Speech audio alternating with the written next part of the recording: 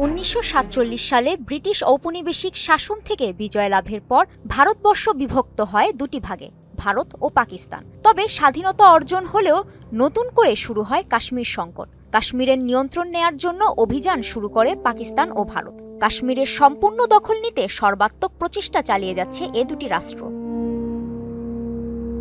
এই বিষয়ে পরিকল্পনা নিয়ে সম্প্রতি ভারতের পররাষ্ট্রমন্ত্রী এস জয়শঙ্কর জানান, নয়াদিল্লির পরবর্তী লক্ষ্য হচ্ছে পাকিস্তান নিয়ন্ত্রিত কাশ্মীরের অংশ নিয়ন্ত্রণে নেয়া। বুধবার ব্রিটেনের আন্তর্জাতিক সম্পর্ক বিষয়ক সংস্থা থ্যাচাম হাউসকে দেওয়া একটি সাক্ষাৎকারে এ কথা বলেন তিনি।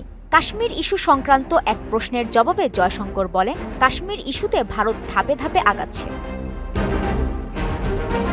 প্রথম ধাপে ভারতের সংবিধানের ৩৭০ নম্বর ধারা বাতিল করা হয়েছে। প্রসঙ্গত, ভারতের ৩৭০ ধারায় কাশ্মীরকে বিশেষ স্বায়ত্তশাসিত রাজ্যের মর্যাদা দেওয়া হয়েছিল। ভারতের তৎকালীন প্রধানমন্ত্রী পণ্ডিত জওহরলাল নেহরু জম্মু কাশ্মীরকে এ মর্যাদা দিয়েছিলেন।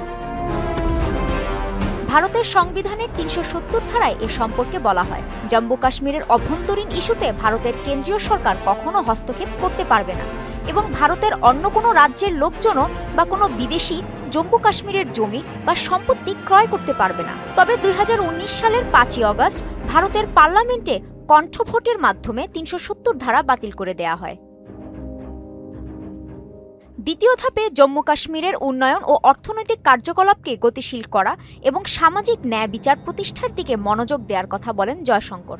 তৃতীয় ধাপে কাশ্মীরের বিধানসভা নির্বাচন দেবার কথা উল্লেখ করে তিনি বলেন, সেখানে বিধানসভা নির্বাচন অনুষ্ঠিত হয় এবং নির্বাচনে প্রচুর ভোটার অংশগ্রহণও করেন। সাক্ষাৎকারে জয়শঙ্কর কাশ্মীর নিয়ে ভারতের চতুর্থ ধাপ বা পরিকল্পনার কথাও বলেন। চতুর্থ ধাপের মূল লক্ষ্যই হচ্ছে জম্মু কাশ্মীরের চুরি হওয়া অংশ উদ্ধার করা।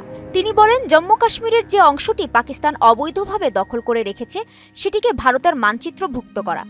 জয়শঙ্কর দাবি করেন, যদি এই লক্ষ্য ভারত অর্জন করতে পারে তবে কাশ্মীর ইস্যু নামে আর কোনো সংকট থাকবে না। এটিকে চূড়ান্ত সমাধান বলেও উল্লেখ করেন তিনি। ১৯৪৭ সালে দেশভাগের পর দুই রাষ্ট্রের সীমানা নির্ধারণের সময় জম্মু কাশ্মীর কোন রাষ্ট্রের অন্তর্ভুক্ত হবে এ নিয়ে নানা আলোচনা করা হয়।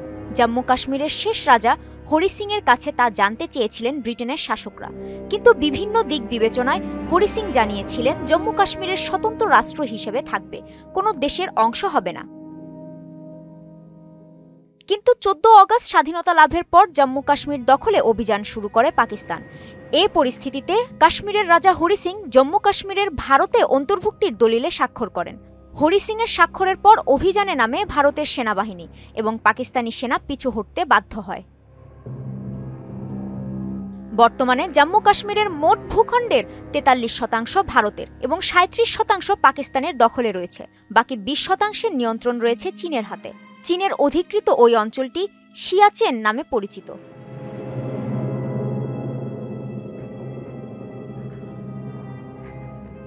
কাজী শাহরিন, মোহনা ডিজিটাল।